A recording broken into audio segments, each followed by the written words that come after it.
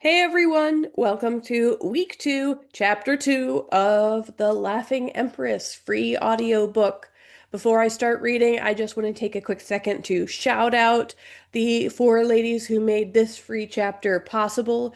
They are, once again, Emily Dede and Amelia Leadham. We also have this week Mary Pelchat and Marta Sewell, and these four women have been supporting me for many years. So thank you, thank you, thank you so much for this. You guys are awesome.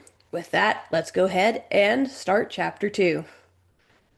Philothea and Zoe entered the temple by one of the side doors and crept through the dark corridors toward the courtyard. They encountered no one at first. Then Zoe suddenly slammed her hand over Philothea's mouth and pulled her into an alcove.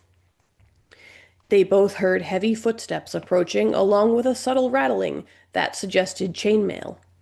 Philothea was grateful for Zoe's action, since she was doing her utmost to suppress a terrified squeal. Out of the corner of her eye, she saw two warriors pass. It wasn't until they were long out of sight that she let out her breath. It was even longer before Zoe released her. "It occurs to me that we shouldn't be here," Zoe stated. She was probably right. When they saw the hostile force approaching the temple, their first instinct was to return to see if the others were all right. Now that they were back, the obvious occurred to Philothea.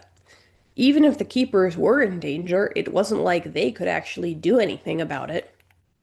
"We should go to the village," Philothea whispered. "See if we can get help." "Yeah, let's do that," Zoe agreed. She grabbed Philothea's shoulder and started pulling her down the hall toward one of the towers. "Wait, where are you going?" Philothea asked. "We should slip out the back." "We will," Zoe answered, "after we take a peek at the courtyard." "What?" Philothea choked. "Aren't you a little curious about what's going on?" Philothea twisted her lips. "Little." "No one will see us up there," Zoe promised.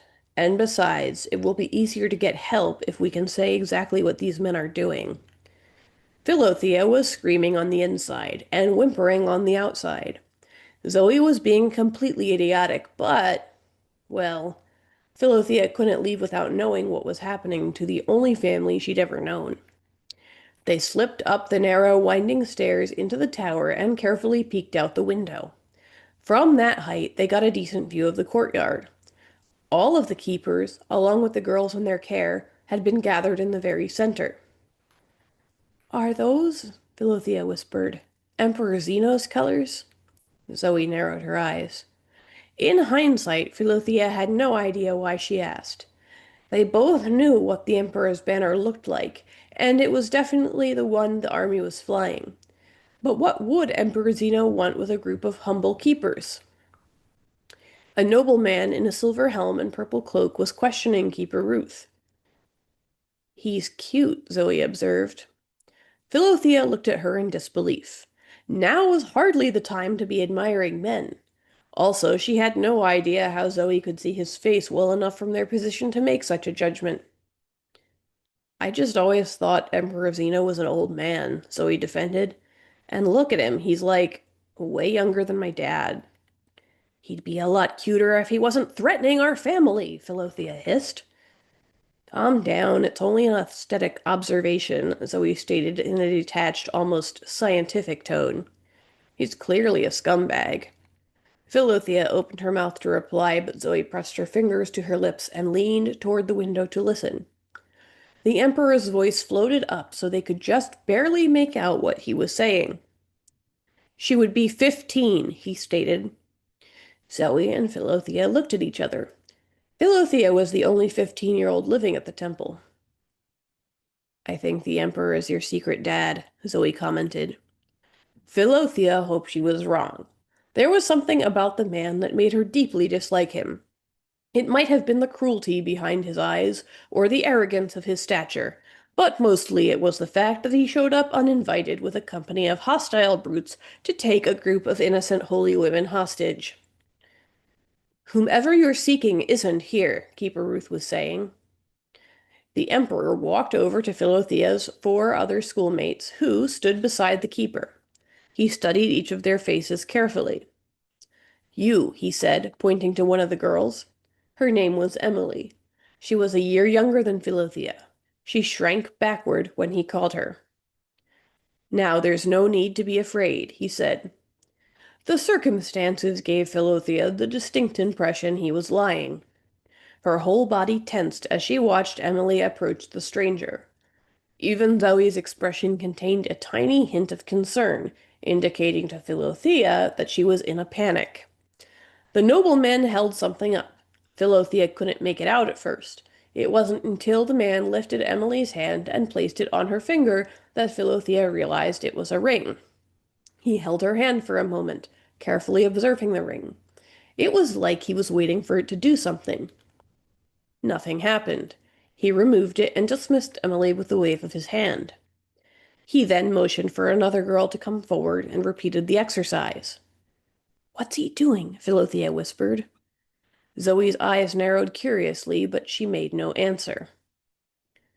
Are these the only girls in your care? The Emperor asked, as he let the second girl go and motioned for a third to come forward. Keeper Ruth was silent. The nobleman turned to one of his comrades. Do another search, he ordered. Leave no corner unchecked. We should go, Zoe decided. Philothea thought this was an excellent suggestion. The very moment they turned from the window, the door of the tower opened. Philothea let out a massive squeal of alarm. She breathed a sigh of relief when she saw the intruder was only Keeper Eva. Eva was the antithesis of Keeper Ruth in almost every way. She was young, gentle, rosy-cheeked, and usually wore a smile, although she was not smiling when she saw them. At Philothea's cry, she froze in horror. I think they heard that, Zoe mentioned, glancing back out the window as Philothea and Keeper Eva recovered themselves. Oh no, Keeper Eva breathed. Oh, I'd hoped I wouldn't find you here. The holy woman took Philothea's hand and started pulling her down the tower stairs. Oh, I hoped you hadn't come back. He is looking for you, Philothea. Why? Philothea gasped as she stumbled along behind her. Zoe, be prepared to cover her mouth, Keeper Eva commanded. We can't risk any outbursts.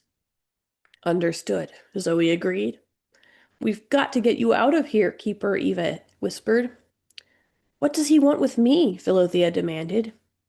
Is he her secret dad? Zoe asked hopefully. I don't know, Keeper Eva answered. Keeper Ruth sent me to find you. All she said was...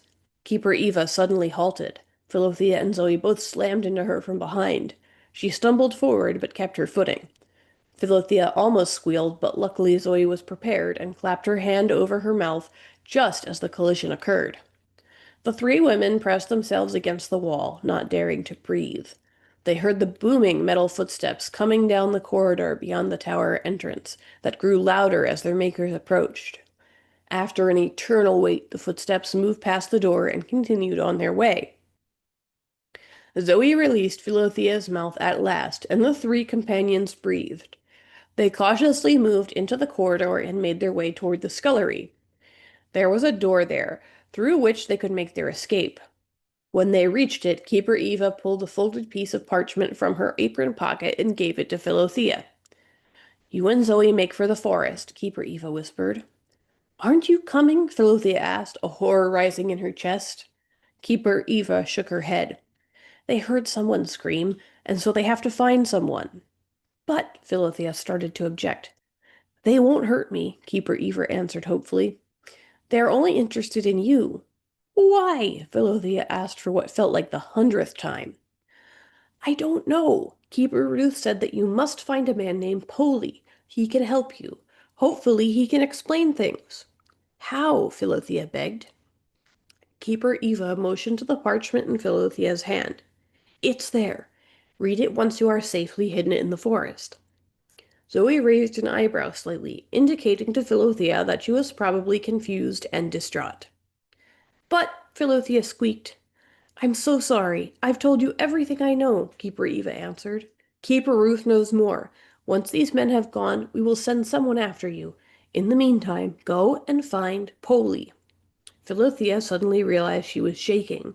She nodded, swallowing a strange giggling whimper in the process. Her world had just come completely and totally undone, and she had no idea why. That's the end of chapter 2. Come back next week for chapter 3, and in the meantime, go ahead and like and subscribe if you enjoyed this video, and consider sponsoring so that we can help continue to bring this audiobook to you for free. Check the description for more information on that, and I will see you next week. Thanks for listening.